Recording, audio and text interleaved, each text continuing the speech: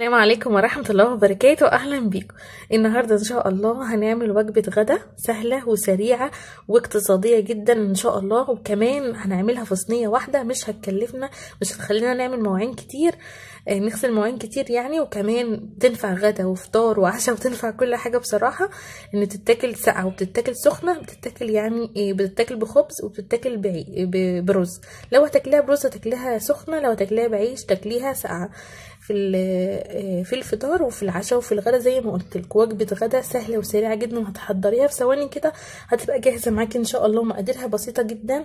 انا عندي هنا حوالي نص كيلو من الطماطم مقطعاهم زي ما انتم شايفين كده مكعبات صغيره. عندي فلفل اخضر مقطعه زي ما انتم شايفين. عندي هنا بصلتين كبار متقطعين، وعندي فلفل قرن فلفل شطه اهو مقطعه صغير كده. الشطة بتفرق جدا في طعم الوجبة الغدا بتاعتنا دي. انا جربتها كده وكده لقيت اللي بطعم الشطة احلى كتير. طبعا لو حابين، مش حابين خلاص. عندي هنا 5 حبات من البيض، يكون حجم كبير شوية. عندي هنا هحتاج دقيق حوالي كوباية ونص على حسب ما نحتاج. تمام كده.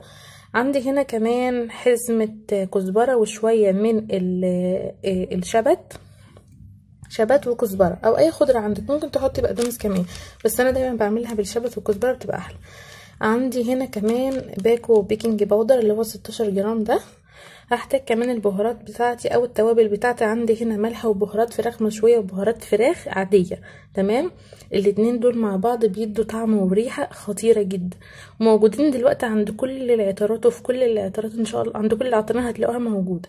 اسالوا عليها، بتدي طعم وريحه للاكل مش طبيعيه، حلوه جدا. بتدي طعم للاكل كانك حاطه فيها فراخ، والله ما فيها ريحه الفراخ. بجد حلوه جدا، ولازم تجيبوها عشان بجد بتغير من طعم الاكل، بتعمل نفس حلو للاكل قوي. عندي هنا الملح طبعا، وهنحتاج شويه من الفلفل الاسود، وهنحتاج حوالي نص كوبايه من الزيت. دي كده كل المقادير بتاعتي. تمام كده. في حله على النار كده او في طاسه على النار فيها شويه زيت. حطيت البصل يا دوب ودبل كده زي ما انتم شايفين. هنزل بالفلفل الاخضر والشطه مع بعض وهديلهم تشويحه. بعد ما الفلفل يا دوب اخد تشويحه، انا مش عايزه لونه يغير ولا عايزاه يدبل، عايزاه يفضل باللون بتاعه الاخضر الحلو ده. هننزل بالطماطم وهنديلهم تشويحه مع بعض. احنا شوحنا الطماطم مع الفلفل والبصل. هننزل بالتوابل بتاعتنا وباقي الملح. انا كنت حطيت شويه ملح مع البصل وهو بتشوح كده، عشان لما بتحط ملح مع البصل وهو بتشوح بيسرع من عمليه التتبيل بتاعته وبيصفر بسرعه. تمام. انا هقلبهم مع بعض واشوحهم مع بعض، وبعد كده هرفعهم من على النار على طول عشان انا عايزه اللون بتاعهم ما يتغيرش. دلوقتي بقى عندي هنا في طبق او بقول طبق اهو عشان بس الناس اللي بتزعل لما بقول بوله. على فكره دي هي اسمها كده، انا مش مخترعه الاسم والله، عشان في ناس كتير بتدخل تعلق وتقول بوله يعني ايه بوله، وبتقول ان هي كلمه مش حلوه. هي اسمها كده، بلاش كلمه بوله، هنقول طبق. نسمي بقى بسم الله كده. ننزل بالخضار بتاعنا اللي احنا شوحناه. شايفين نفس اللون بتاعه. انا يا دوبك اديت له تشويحه بسيطه كده. انا عايزه الخضار بتاعي يفضل محتفظ بالالوان الجميله بتاعته دي زي ما انتم شايفين كده اهو. ده كده شكله بس عشان لسه سخن. تمام. دلوقتي بقى هننزل بالبيض بتاعنا واحده واحده كده. بسم الله. عندي هنا 5 بيضات.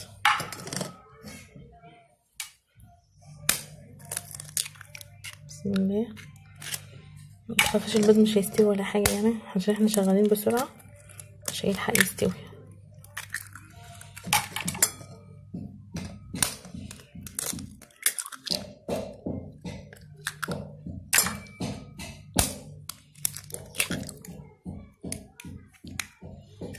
هقلب بس البيض مع الخضار كده. على فكره بس انا نسيت وعملت ايه الخضار مع البيض على طول، بس انا كنت بعمل حاجه كده هقول لكم انا هعملها ازاي عشان تبقوا تعملوها بقى، ما تنسوش زي كده. انا قلبت بس الخضار مع البيض عشان كويس قوي، عشان ايه ما يستوي الخضار ما يسويهوش. تمام. عشان زي ما احنا شايفين كده الخضار لسه سخن. على جنب كده بقى هنركن ده. هجيب عندي طبق تاني نحط فيه الدقيق بتاعي. دي كوبايه دقيق اهي. بسم الله.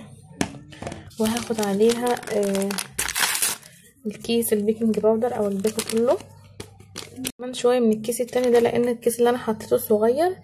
الكيس ده بيبقى 22 جرام، لكن الكيس اللي انا حطيته كان 16 جرام، فانا اخد شويه كده، يعني احط معلقه كبيره مليانه. تمام. هقلب بقى الحاجات دي مع بعض كده بقى على الدقيق. هتظبطوا طبعا الملح هنا. تمام. انا هحط شويه كمان من البهارات الجميله بتاعتنا دي، هحط شويه بقى من بهارات الفراخ العاديه. تمام، عشان تدي طعم وريحه كمان حلوه. عايزه اقول لكم بجد الريحه خطيره جدا. من قبل ما نخلص كمان وجبه الغداء بتاعتنا، بس الريحه خطيره ما شاء الله. هحط شويه كمان من الملح عشان اظبط الملح بتاعنا. خدوا بالكم من حته الملح دي، ظبطوا الملح قبل ما تحطيه قبل ما تدخلي الصينيه بتاعتك الفرن، عشان بعد كده طبعا مش هتقدري تظبطيه. هقلب الحاجات دي كده على البارد الاول كده. هنزل بكوبايه الميه، يعني زي الكيكه كده. المفروض بقى احنا كنا عملنا في الخطوه دي كنا حطينا البيض، يعني زي الكيك كده، بس انا نسيت وحطيتها على الخضار، بس مش مشكله. عادي بتدي نفس النتيجه، يعني مش حصل اي حاجه. هنحتاج كمان شويه ميه. انا عايزاها تبقى فكه كده، مش عايزاها تبقى تقيله، انا عايزاها خفيفه. عندي هنا بقى شويه، بصوا بقى انا وانا بقطع الطماطم نزل منها ميه كده، انا هاخد الميه دي بدل ما احط ميه هحط شويه من الطماطم. تمام، عشان مرميهاش نستفاد بيها. هقلب كويس كده. انا قطعت الطماطم وصفيتها وهي بتتقطع كده، نزل منها شويه ميه، فرحت مصفيها وحطيتها في كوبايه، ما رميتهاش، وقدامكم اهو زودتها. تمام، ده كده السمك بتاعها كويس. هجيب بقى الخضار بتاعي مع البيض، هنزل بيه زي ما قلت لكم. المفروض كنا نحط البيض هنا، بس عادي هي نفس النتيجه. هنزل بالدقيق والحاجات دي كده، والبهارات والبودر. اقلب بقى بالمعلقه، اقلب كويس بقى الحاجات دي كلها مع بعضها كده. لسه فاضل عندنا حاجه او حاجتين لو تفتكروا ايه هي. لسه عندنا الخضره ما حطيناهاش، وعندنا الزيت ما حطيناهوش. ما تقوليش بقى انا عايزاها خفيفه مش عايزه فيها زيت كتير، لا، لو حطيتيه او نسيت تحط الزيت، لو ما حطيتيش الزيت هنا هتبقى عامله زي الكيكه المكتومه. تمام، فلازم تحط الزيت اسفه الزيت الكيك يعني ايه، بحب الكيك جدا على فكره. عندي هنا اللهم صل على النبي الخضار، شويه ماء بس، اللي هو الشبت والكزبره، حط له كفايه كده. الخضره بقى على حسب ما تحبوا، زي ما تحبوا تكتروا تقللوا، دي حاجه بتاعتكم بقى، يعني حاجه ذوقيه يعني. تمام، شايفين العجه بتاعتي او الصينيه بتاعتي عامله ازاي؟ ده سمكها كده، لا خفيفه ولا تقيله. هاخد شويه من الزيت، حوالي نص كوبايه. بسم الله اهي، دي كده نص كوبايه اهي. حطها في العجه بتاعتنا دي. هنقلب كويس بحيث ان كل المقادير بتاعتنا بتندمج مع بعضها كويس جدا، وتطلع بقى ايه مستويه من كل الجوانب، متطلعش حته عاليه وحته واطيه. تمام. عندي بقى لو انت لقيتي الخليط بتاعك تقيل شويه، هتزودي شويه من الدقيق زي ما انا هعمل دلوقتي، وبالمضرب السلك هتقلبي. تمام، مفيش اي حاجه خالص، يعني كل ده في ايديكي على حسب نوعيه الدقيق على فكره، لان في نوعيه دقيق بتحتاج سوائل وفي نوعيه دقيق مش بتحتاج سوائل، وممكن تكوني زودتي السوائل فتكوني محتاجه كمان شويه دقيق تربط معاكي الخليط. تمام، فالحاجه دي ايه بالنظر. يا حبايبي السمك المطلوب بتاع العجه بتاعتنا او الصينيه بتاعتنا زي ما انتم شايفين كده، ما تكونش تقيله وما تكونش خفيفه، زي ما قلت لكم هي بالنظر كده تبقى مظبوطه معاكي. فكده خلاص هتوقفي، ما عدتش تحط دقيق. لو حسيت ان هي خفيفه جامد هتزودي شويه من الدقيق وهتقلبي. تمام اهي زي ما انتم شايفين كده. دلوقتي بقى هنعمل ايه، هنجيب الصينيه بتاعتنا اللي هنسوي فيها الوجبه بتاعتنا دي. انا عندي هنا صينيه دهناها بشويه من الزيت، هنزل بالعجه بتاعتي كده او بالصينيه بتاعتنا او بالوجبه بتاعتنا اهي. طبعا تظبطي بس تدوقي بس كده الملح بتاعك على طرف لسانك كده، تدوقي بقى مظبوطه او محتاجه ملح شويه هتحط شويه عشان الحاجه تطلع معاكي مظبوطه. تمام، دي كده خلاص خلصناها في ثواني، بقت جاهزه معانا اهي. دلوقتي بقى الفرن بتاعنا شغال على درجه حراره عاليه.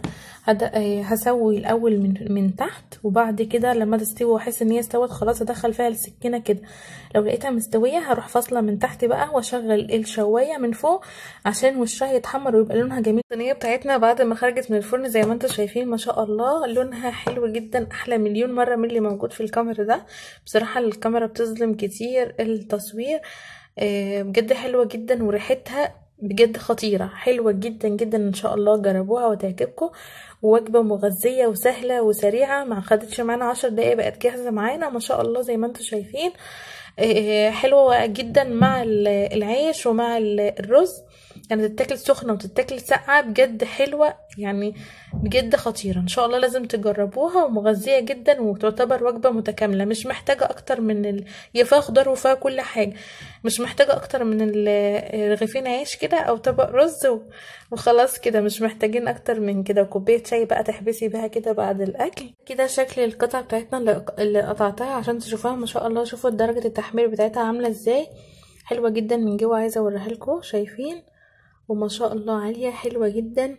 ولو عملتها في صينية اعلى من كده هتطلع اعلى من كده كمان، صينية اصغر من دي هتطلع اعلى من كده، بس هي حلوة كده. انا بصراحة ما بحبهاش عالية قوي لان انا بحبها بتبقى محرمشة كده زي ما انتم شايفين، تبقى متحمرة من جميع الاتجاهات كده، بجد خطيرة. انا هسيبكم دلوقتي بقى وهفضل اكل فيها لحد ما اخلصها كلها.